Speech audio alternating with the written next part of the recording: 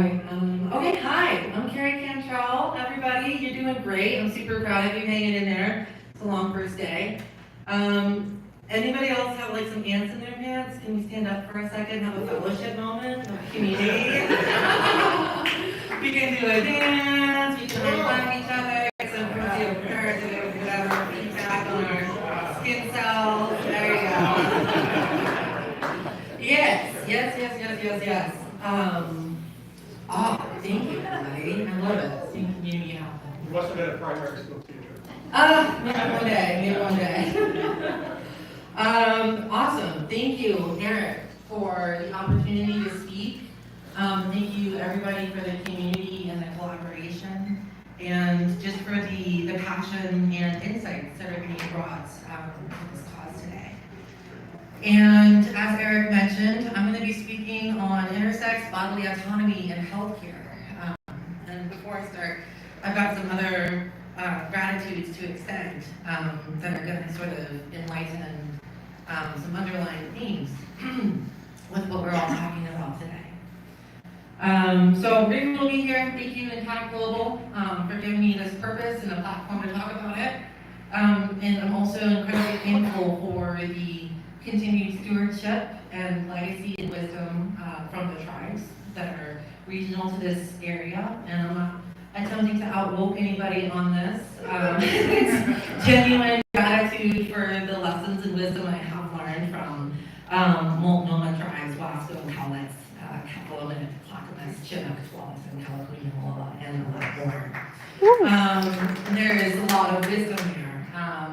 I'm also incredibly grateful and thankful for the labor and institutions for generations that came before me, including queer ancestors that have done the hard work of fighting civil rights. I am thankful for the sacrifice of women in years past who have been killed and persecuted for knowing more than they should about healthcare and practicing healthcare in general.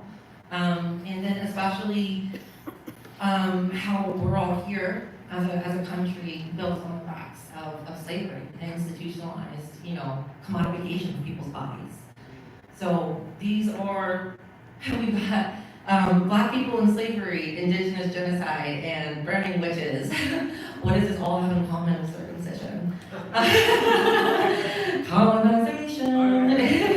It's the other C word. Yeah, circumcision, in my opinion, is a form of bodily colonization, sexual colonization. And we've talked about queer repression, we've talked about cultural repression in a lot of ways and how it's manifested in this quote-unquote healthcare practice.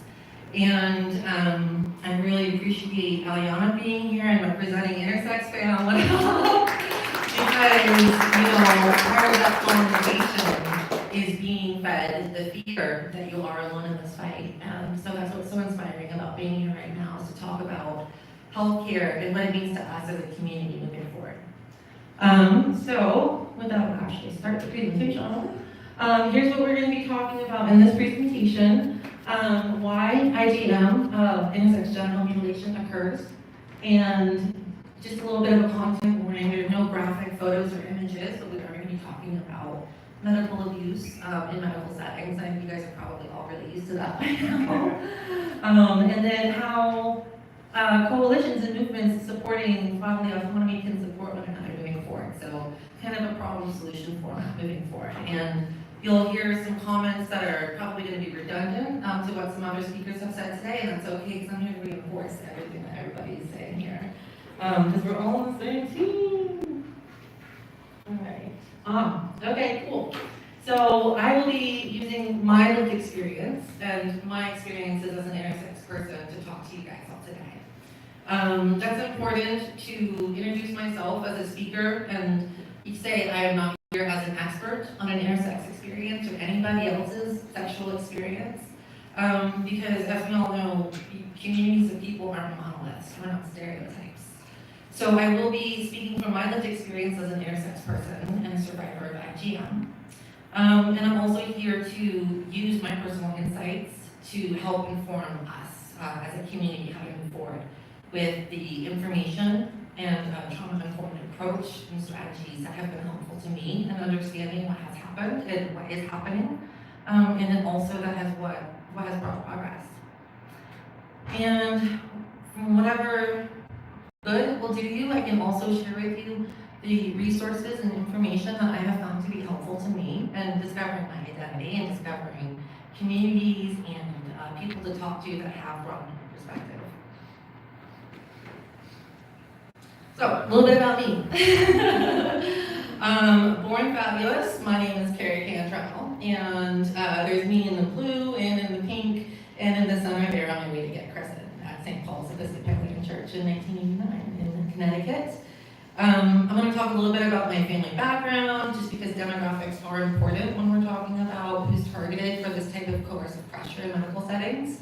My mom is a UConn graduate, go Huskies, and my father was an auto dealer, both with middle-class backgrounds, both with like split families or trauma in their family domestic life, and both, struggling to cross class barriers.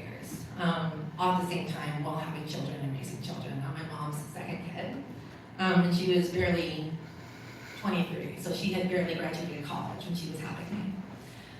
And so when I was born, I got the dreaded, ambiguous sort of call on the doctor and spent 2 weeks under observation after being transferred from a community hospital to Hartford Medical Center. And Hartford Medical Center established that I was born with XY karyotypes, and the genitalia I was born with would be non-functional in heteronormative sexual adult relationships. That wasn't a problem for me at the time because I was a newborn, obviously.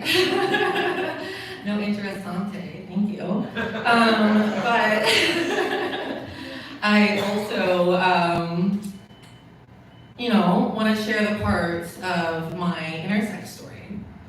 And so, born in 1988, and in April 1989, 8 months old, I was baptized. And I went home with a birth certificate that declared I was a female, I was assigned female at birth. And my parents were on the birth certificate, even said where my dad worked. It's very specific. He was working at a car dealership in Connecticut somewhere. And in 1990, 18 months old, is when I was actually taken out of state and taken down to Duke Medical Center, which is where the IgM occurred. And this was after a full year and a half, almost 2 years of living healthfully, naturally, as I was born. And the reasons for the surgery that were listed were cosmetic, essentially. Cosmetic. They had several conversations with my parents after Hartford Medical Center where they warned my parents of potential cancer-causing internal gonads, but they were called potentially cancer-causing simply because they were non-functioning in what they expected to see and what they would expect to see in typical testes or ovary set. In the early 2000s, I began kind of early prepubescent hormone replacement therapy. And this was after a lifetime of being told that I was safe from cancer, urological scary vagina cancer when I was a baby, and that's where all the scars are from. And I was told by many endocrinologists and therapists, an entire healthcare team actually, that because I was deficient in certain ways that I would take these supplementary hormones. And those were the conversations that were involved after I was of an age to consent or an age to be informed and have awareness and have a speaking part in healthcare. And so that's what I was told to acquiesce to the early hormone replacement therapy. And in 2006, before I graduated high school, I was coerced into a second plastic surgery, again, just for the sake of cosmetic heteronormativity. And, for sexual expression that I would later enjoy as an adult. And it was another 9 years after that before I learned of my intersex identity and the truths of what had happened all the way back in Connecticut and Duke. And then began participating in healthcare and visibility movements for intersex awareness and rights. That's when I moved up here to the West Coast and began doing slam poetry, talking about all my rage and all these things in a very artistic sense.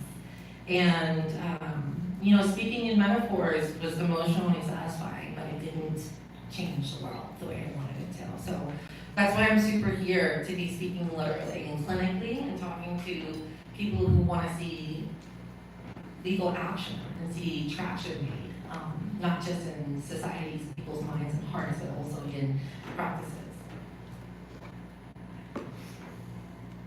So this is a generic roadmap of being born intersex.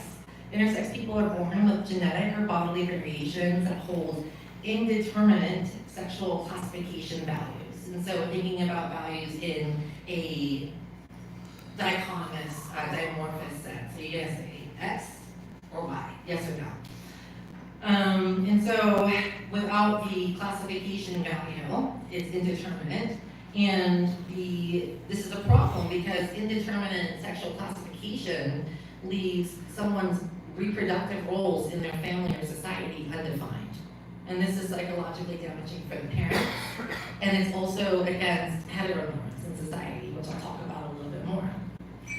So non-standard deviants, which are intersex, but they include other people who might not identify as intersex. Maybe people who are disabled, if we have an intellectually disabled person, or if we have somebody who's born with other congenital, conditions. It could even be race-related. It could even be like immigrant. People who are non-standard to the normative dominant culture are treated to interventions, especially as infants. So otherwise known by names of very specific diagnosis, usually named after the doctor who discovered the specific quality of genes that resulted in the intersex classification.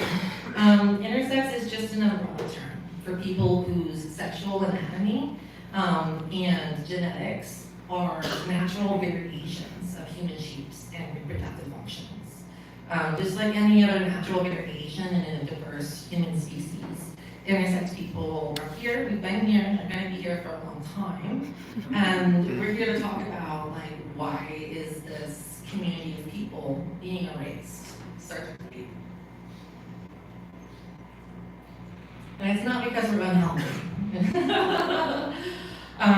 So the reasons I've listed are and this has been in my experience, again, I was incised, I was assigned female and reared as female in a very gender traditional culture and setting in rural North Carolina. So there were extreme differences between how my brothers were treated growing up and how I was treated. And that's the same at school, leaving aside the point that I was, I am a queer woman, but growing up in the rural South, women and men are treated very, very differently. And so that was obvious to me for a very, very long time. Even before gender movements and non-binary discussions came out, there's cultural expectations that were being reinforced through the surgery and through the prognosis that the doctors gave to my parents and my family to keep the surgeries a secret from me so that I wouldn't be confused and I wouldn't stray from the feminization and grooming efforts that they had invested into my childhood. And so sexual colonization and money's president.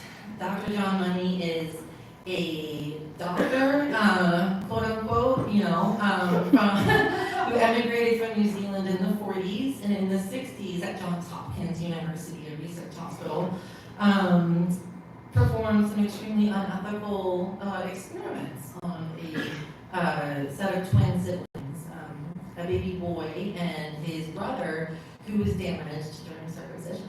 And rather than repair circumcision injuries, the parents were convinced to completely remove the sex organ of the injured child and allow their child to undergo a sex change as Dr. Money's convincing.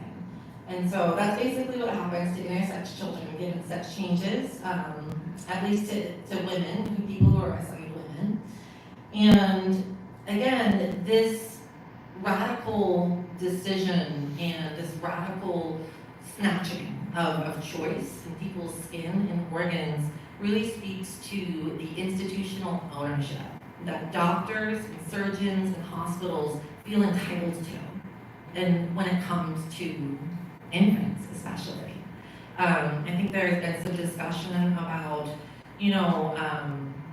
power dynamics and things like that in our country and how it relates to circumcision and religion and all of this. I don't think it has very much to do with any of that. I think it has everything to do with the source of power and control and who's not that person. And so when we live in a pyramid system, everyone who's not at the top of the pyramid suffers. And so when we're talking about circumcision, when we're talking about intersex genital mutilation or female genital mutilation, it's really how well do you obey orders?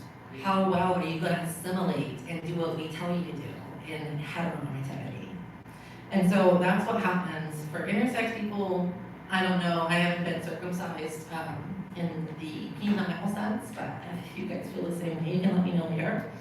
And then lastly, the reasons that intersex people specifically are targeted in this way and also created exceptions for, as Tim mentioned earlier, in all of the anti-trans bills, 80% of them list specific exceptions for intersex infants.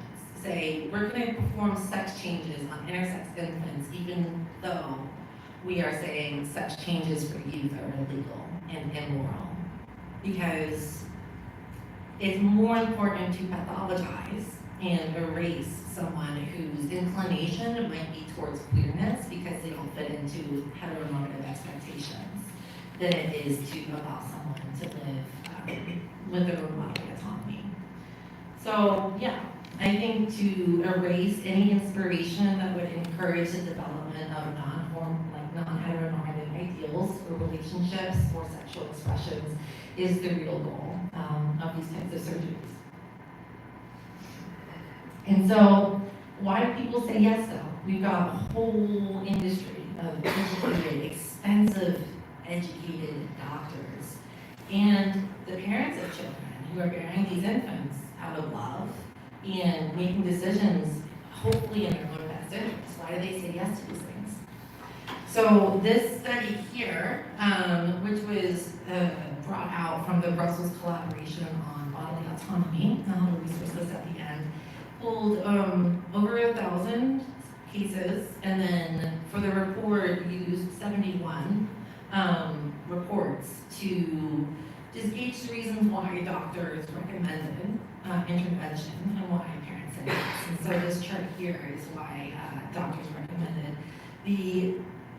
I'd say the number one reason is going to be urogenital plastic surgery or strictly just cosmetic. So those are the reasons why the doctors recommend it, and I'll just note that parental outcomes or quality of life for the patient are literally never cited by these 71 doctors at least. So these at least 71 doctors never had a request from the parents to say like, oh, we're really concerned about intersex, can you do something about it? Never even entered their mind until the healthcare professional brought it up to them. Nor, when the healthcare professional brought it up to them, did they have in mind, I'm really worried about your kid. Like, this kid's gonna suffer. That might have been what they said. But when the doctors reported their own notes internally, nobody spoke about creating a quality of life for the children they were operating on. They were speaking on changing the urogenital structures, creating training opportunities for surgeons and in industry, and then also talking about cosmetics, appearances. So some of the health outcomes, I'm sure we can guess, and you don't have to, because there are thankfully now, since 2015, when I first discovered my chemo as an intersex person, there's no data on intersex and intersex genital mutilations. Before that, the internet was even more dark forest, and trust me, as a young intersex tween, you would try and Google stuff, and it was not good Googling. And so having the lack of representation in society and the lack of definitive feedback from healthcare or home support systems really damages self-esteem and emotional response in building relationships with society, with individuals, with yourself. And so I'd say that like building trust and an expectation of generosity in other human beings is one of the most detrimental, damaging things that happened to me as an intersex person because of these surgeries and how my family treated me and kept me in the dark for 26 years. It's still hard to believe that other people aren't going to screw me over at some time or another just through sheer inaptitude. But that's okay. I'm from the East Coast. I can get away with being sassy. As with circumcision and FGM, multiple surgeries, urogenital surgeries, are going to impact people's sex life. And so it's going to impact people's sexual sensations and continence levels, tissues, all of it. Especially mobility. You know, I'd say like stretching and like all of these things is kind of its own journey every single time you want to develop a new relationship with a partner. So health and wellness in sex is definitely impacted. And then lastly is going to be hormonal management and physical therapy. At age 18 months, I was thrown into early menopause. I've never had any sort of natural hormone growth or production in my body at all that wasn't synthetic and delivered by an endocrinologist with approval. And a lot of the times prior approval and double check approval because it's like, oh, make sure she's not being trans. And so that's been really hard to manage, especially as with an upset family that is, again, part of the lower middle class of America. We moved a lot. We had to, just for salary reasons, financial reasons. And then as I moved and left home, it just became an absolute nothing. It was not at the top of my list. Like, go find an endocrinologist while you're in culinary school and then figure that out. It's a lot of work to keep up with the continuing health care. And when you have been given this disability and given this leverage to be held against you for the sake of health your entire life. And so that is the hardest part, to be perfectly honest. It's just like managing a balanced level of health and staying healthy without letting it get me down, because it's always a battle and there's always gatekeepers in the healthcare system.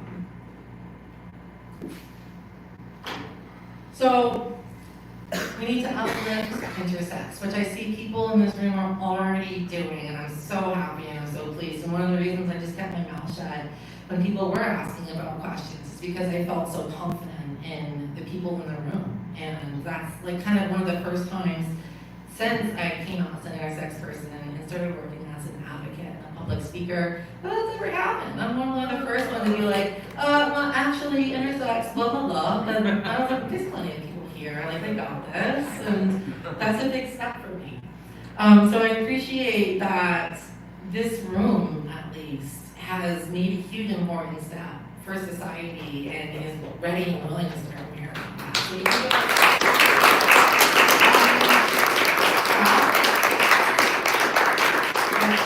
open-mindedness right there. And then, yeah, going back to the eugenics healthcare, you know, Kellogg's was one of the guys who practiced eugenics and said sex is gross, and this is where they were all in the same medical journals together, him and Dr. Money, and you know, all of these terrible experimental scientists. I don't want to call them doctors because doctors are people who heal you, and so these guys are like mad scientists. And so we're standardizing these crazy mad moons at the helm of our health, and that's not what should be normalized. That's not what should be standard. At-risk populations for forced intervention include individuals covered by the ADA, the LGBTQI+ community, women, men, children, gender diverse, and institutional wards of state, meaning people who are incarcerated, foster children. Some of the biggest and most famous cases in IGM have involved youth who are being transferred through foster care in between states. And I think one notorious case involved a young African-American infant in South Carolina, MC, who had no such little oversight over his health care that the surgeons and the nurses and everybody at this research hospital who was pressuring DHS? I forget what it's called. But the foster system pressuring the workers, there was a different worker who brought the child to his medical appointments every single time. And so nobody had a continuing train of communication. Nobody had a chain of like accountability over this kid. And so poor guy just had the entire surgical team run amok. And after MC was finally adopted, I think there was a big settlement. I need to follow up on that, see where it went. But this was back in 2006 that all this happened, and things were still going on in 2014-15 when I was getting active in the intersex community. And so finally, families living out of below poverty. And I don't know how that statistic will change with changes to Medicaid and government insurance, but I think echoing what a lot of other speakers here have said today is that the access to IGM surgeries through Medicaid and federal health insurance has been one of the things that's pushed it a lot. And it was one of the things that pushed my parents and the surgical team to coerce me into, final surgery and treatments before I turned 18. It's because there was like this big thing. And all of this, it doesn't create good, positive health outcomes. It's created, more of a health burden for me to take care of, more disabilities than it actually solves. And so it creates dysfunction and over-reliance on a costly and ineffective medical system that we have given control over our healthcare system to. Outdated bunk science, Kellogg and money still influencing people. And we still quote Freud in pop science and anecdotally and stuff like this, but I think there's a lot of evidence that goes against what we all knew in the 60s. Smoking cigarettes being one of them. So there's medical science changes all the time, and I feel like continuing to argue that there is a benefit to circumcision, there's a benefit to IGM, is a lot like saying there's a benefit to smoking, which there might be, but just for you. If you are building that much cognitive dissonance, you must have done that. And then lastly, it stagnates and stigmatizes efforts to create further understanding of non-traditional values and strategies in a changing world. And what I mean by that is not only embracing the potential for individuals to just be queer or just be alive, without having to subscribe to a system of heteronormativity. I'm also looking at our culture, our medical system, our way of understanding health and interaction with our environment, and being able to accept influences from other cultures and histories that aren't white European and scientifically industrially based. Because history has shown us that there are other cultures out there that have space and have ways of expression and have ways of understanding non-binary bodies and non-binary sexual expressions, and they've been around for a long, long time. And that's what's missing in our industrialized society. We're dimorphic by nature because that's how weighted production lines work. You have one in and you have one out. Well, that's DNA. It's a lot, apparently. There's a lot to be left. So we're doing really good as far as getting the word out there. Less and less people are asking what's intersex and what do you mean? And more people are asking okay, how can we help? What do intersex people ask for as a community? And once again, I just want to laud everybody in this room for being a part of this project, because what we don't need is pats on the back or sympathy or extra trauma to deal with from people's curiosity about something that's not talked about. What we need is just, legal action. And so recognition, and having our humanity accepted and celebrated, so that families who are middle class educated like my parents were, will have less of a chance of being pressured by really inappropriate and unethical surgeons and healthcare teams who don't have integrity. I'll just say that. I would love to say that every person who has an extreme and expensive education like a doctor does should be a good person, but that's not how this world works. People know what they're doing is wrong all the time, and just like smoking cigarettes, you can build cognitive dissonance for yourself and find a way around what you know is wrong. And so yeah, countries that have introduced legislation that partially or completely acknowledge intersex rights, Kenya, South Africa, Chile, Colombia, India, Israel, Albania, Andorra, Bosnia, and Herzegovina, France, Germany, Greece, Iceland, Malta, Netherlands, Portugal, Turkey, Spain, and Australia.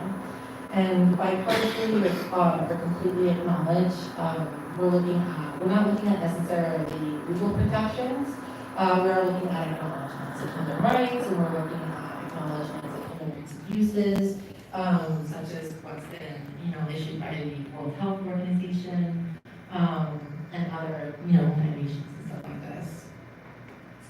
So there's a lot of people from a lot of different walks of life here, doctors and lawyers and bakers and candlestick makers.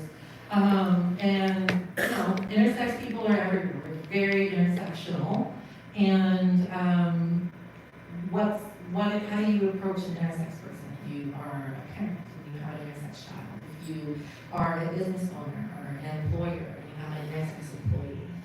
I think number one is to understand that what we talked about earlier, there's hundreds, if not, more, different ways of being born with genetic diversity that results in intersex variation physically.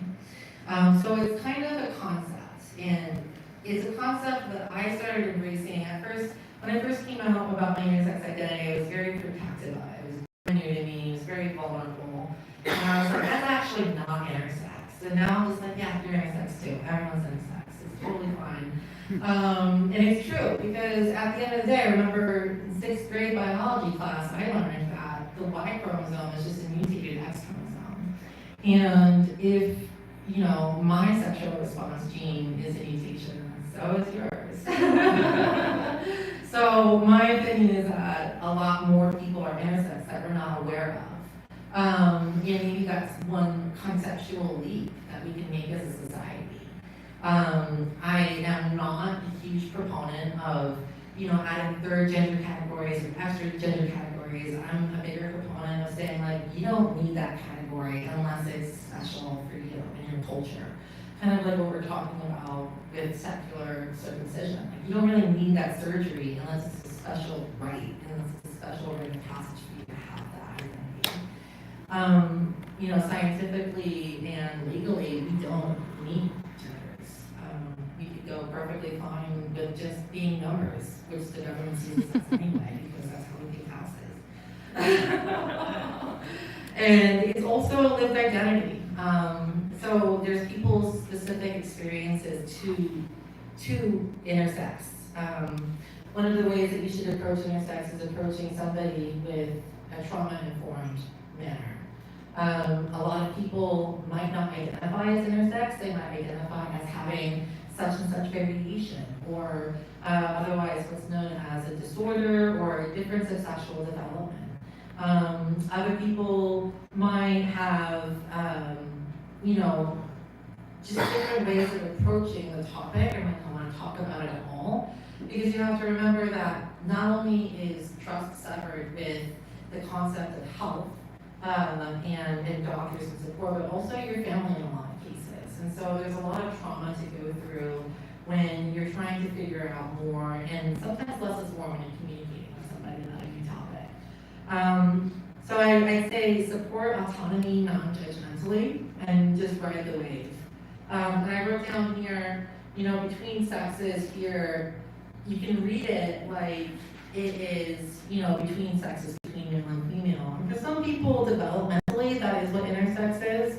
But I am actually writing this and reading this as like between jobs. We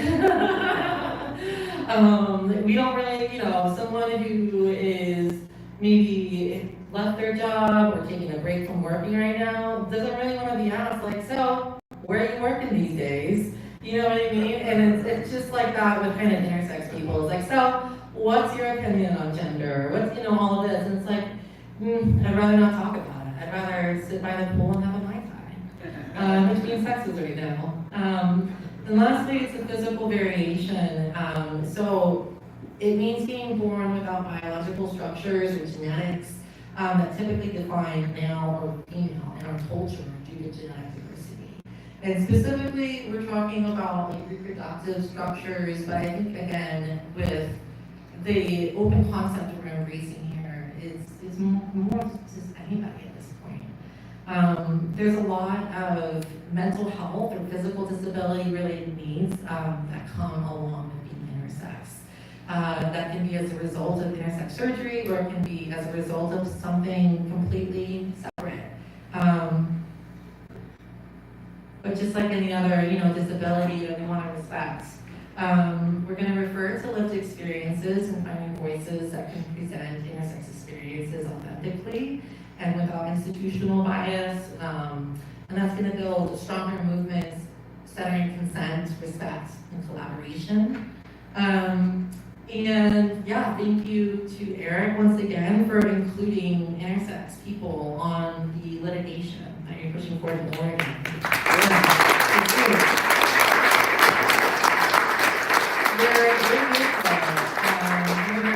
Because policy reform, there's a lot more that joins us and a lot more that we're similar to each other than what separates us, even sexually and gender. And then lastly, having an open and responsive intellect, challenging mainstream viewpoints and investigating competing interests, personal biases, and also engaging with fact-finding and verifying information on your own and not just going off of conversations that you're having, even with one intersex person. One intersex person doesn't know it all. I definitely don't. Alina knows a lot. And there's more of us out there. So yeah, I'd say verifying information and following it up is one of the biggest ways that you can be an intersex ally. Some resources besides the Genital Autonomy Collective here in Portland. I found a lot of helpful resources on the Interact website. There are things like what we wish our doctors knew, what we wish our therapists knew, what we wish our family knew. Here's a brochure for intersex people in the workplace and how to create accommodations. Here's all these definitions and glossaries, terms. It's super duper helpful for like 101 basic knowledge. And they've also got pages and pages of intersex litigation history where you can look and see what the landmark cases have been over the years. The ILGA, I appreciate the information and the support and platforming that this website and organization has given to the intersex movement. It's just important to have global and across the aisle politics involved in any long-lasting movement. And then the Houston Intersex Society, if you can look them up on Facebook or Instagram or any other social, I'd super recommend them. They're just some of my favorite people in the world. They're still hanging strong with like the theater, performance, community-based outreach methods. Very, very art-driven, very expression-driven, and diversity-led as well. So 100% recommend talking to people with not only direct experiences, having grown up intersex, but also who have diverse experiences in gender, experiencing race in America, experiencing immigration, like all of these things that are going to help open up your eyes. So the conclusion is that the impact of IGM and other forms of genital cutting isn't just proven through like poor health outcomes in one individual. It's not a case-by-case thing. Human rights abuses in this context are really a collective abuse. We were talking about this before, epigenetic trauma. And it is a collective trauma that we all actively engage in. And it's because there hasn't been interruption. There hasn't been the hiccup, the catch yet, where somebody stumbles or the machine like has a flat tire, essentially. So that's what we're working on here. We want to be the one that throws the gravel into the machine and all of a sudden stops working and all breaks down.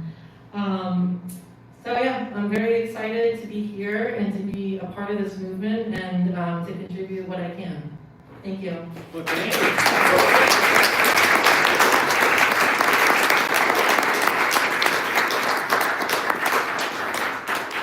Thank you so much for that incredibly important talk. We have boys, girls, intersex, it's all natural, normal variation as, human species, right? And it's time we start recognizing that, protecting all children equally. So supremely important, very compelling talk. I can already tell there's tons of questions and comments. So we're gonna dive right in, if you're okay with that. Okay, great. We're gonna start with John. We have you right here, John Becker. Yeah, I have a question. Years ago, when I was first dealing with Doc, I contacted INA, Intersex North America, do you know that? Is it ISNA? Yeah. And tried to make common cause with them, and basically, I think I got the answer back, no, you're just gonna do our report. No, they were very With involved with Lindsay. us at first. And that didn't. No, at first they were very involved with us. And then what happened, maybe you know? I got the impression that was my question actually, is that Cheryl Chase came to our early meetings in the late 80s and early 90s, and then formed ISNA, and they were moving at such warp speed, we were holding them back in terms of getting these surgeries stopped and waking everybody up. And in fact, there's policy statements and AAP and stuff like that from that period. And so my question is, did that all go around? Is it gone backwards? There's more surgeries now? I mean, I'm in shock if that's true. I can't believe you didn't know your intersex, status, whatever, until your 20s. Yeah. That's just. I think it speaks also to the effectual erasure that intersex people experience. The what? The effectual erasure that intersex people experience. Erasure in society. The idea of performing intersex genital mutilations is to ensure that intersex people themselves don't know they exist. And so back in the 80s and 90s, when Boston's Children's Hospital was first being protested for the intersex surgeries, and I think that's what the group is that you guys are talking about, because this was before my time. I was born in 88, and I think this was 1996 maybe.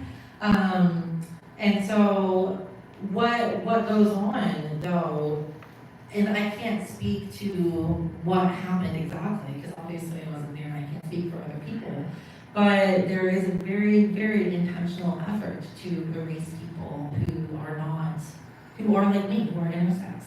And it's taken a lot of intentional and measured effort to even get, spot. So I found a community through a partnership that was built intentionally over the years with MTV, with a consultation from it was then known as the AAS-DSD support group, so androgen sensitivity and differences of sex development support group, and now it's Interact.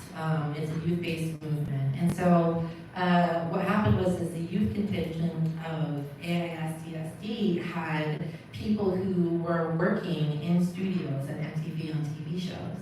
And I think it was during that show called Faking It, which was about a woman, a young teenager who was going through life living in the closet, essentially. She was pretending to be straight. And, you guys know what in the closet means. But yeah, so somebody was consulting on that show and started talking about intersex. And, I think Emily's somebody.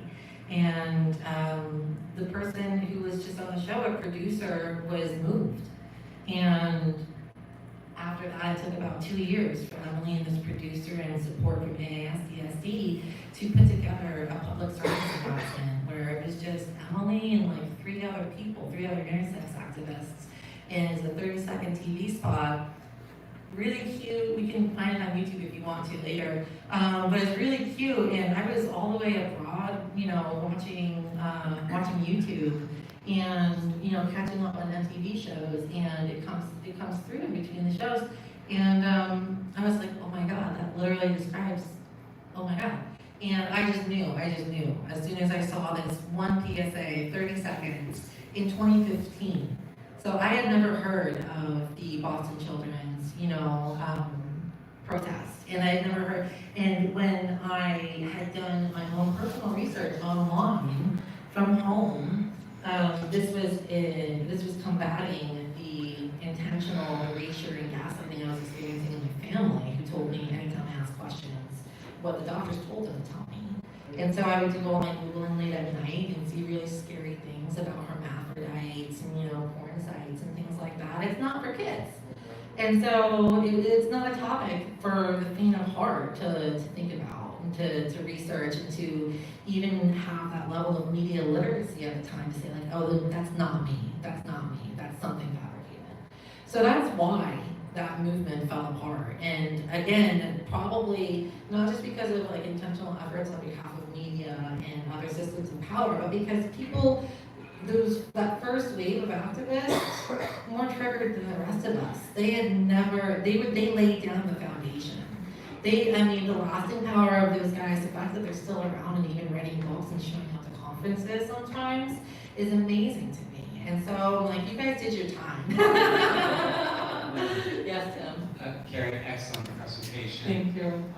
Over the years, people who have attended the International Symposium, which are no longer happening, we've had individuals from the intersex community, like Ida Valoria, who wrote Born Both. Mm-hmm.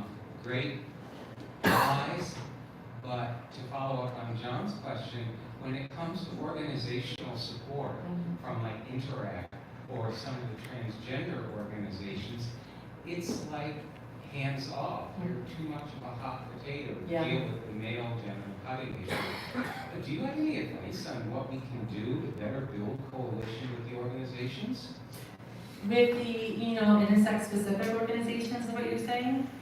Well, in general, but since your specialty is with the intersex community, I'd be particularly interested in hearing about that. Yeah, I think approaching anyone who's been a victim of sexual violence involves being trauma-informed and very gentle.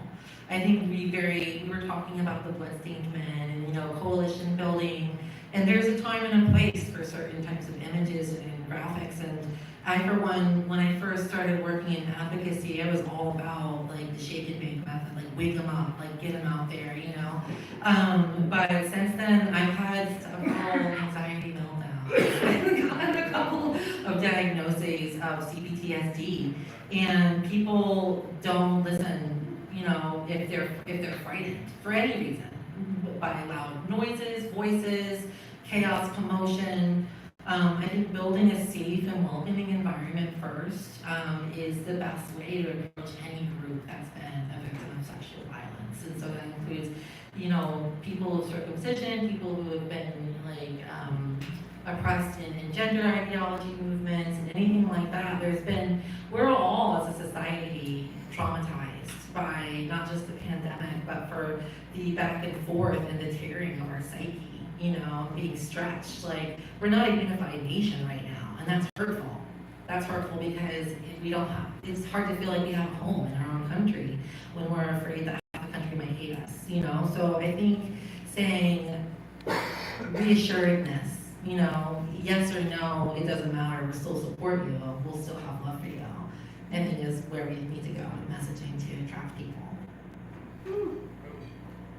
All right, we got Martin Navoa over here.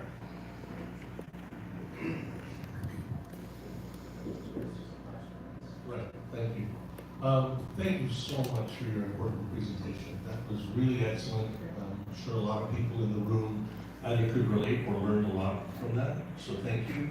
In my own journey over many years in understanding what we call intersex, and I do include myself in that category as well, for reasons that some of you already know.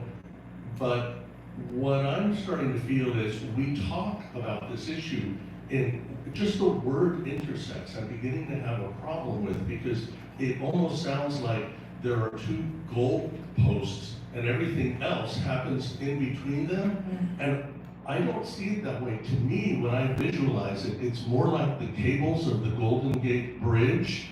There's stuff on the outlier side as well as in between. And what we think of as these heights are really kind of where the clusters are, because as you said, all of us are somewhere on the spectrum of this. So there are billions of dots. It's just that, people who say, I'm completely male, completely female, Well, bully for you, you just happen to be somewhere where the peaks happen, but that was, by no power of your own. So we, as a society, need to come to the point where we look at this more broadly, and we don't think, intersex is someone who falls developmentally incorrectly between these two ideals. It is a much more complex picture than that. I'd say again, I want to bring it back to the word colonization and, building standardized expectations for people's roles in society. Because there's levels of impact, there's intersecting ways in healthcare that people are oppressed and their expressions are repressed. But when I'm talking about my lived experience as a white intersex person, what I'm really talking about is my body's failure to represent heteronormativity and heteronormative potential. And so that's what they're fixing, that's what they're normalizing, and it has nothing to do with health. It has everything to do with how well we perform heteronormativity and how are we going to be able to up the potential of you being able to perform that. And so by heteronormativity, of course I mean white heteronormativity and patriarchal, you know what I mean? So you're right, it is a lot more complicated than just saying it's about gender and meeting these certain bell curve statistics of measurements. And the measurements themselves are famously arbitrary in the face of intersex people. There's something called the phallometer, where they used well into the 90s. If you were below a certain range, then you were operated on and declared female. If you were above a certain range, then you were declared a hormonally deficient male, and you were raised with that attitude and that psychology and chemical interventions instead of surgical interventions. It's a messed up way to raise a child, to say the very least. Oh, you got a question, Doug, over here. It's just like a comment, it's like I think it's really good, that you brought up like the post-slavery thing, because I've actually come to that same conclusion in like my own like living donor research of this whole topic, where it was like, okay, we kind of got rid of the United States got rid of slavery after the Civil War, and this started appearing in society shortly thereafter, at the same time when medical schools made it legal to conspire to rob a grave for anatomy class. So I think that's a pretty valid point. Yeah. Well, Carrie, thank you very much for that extremely important talk. So round of applause for Carrie.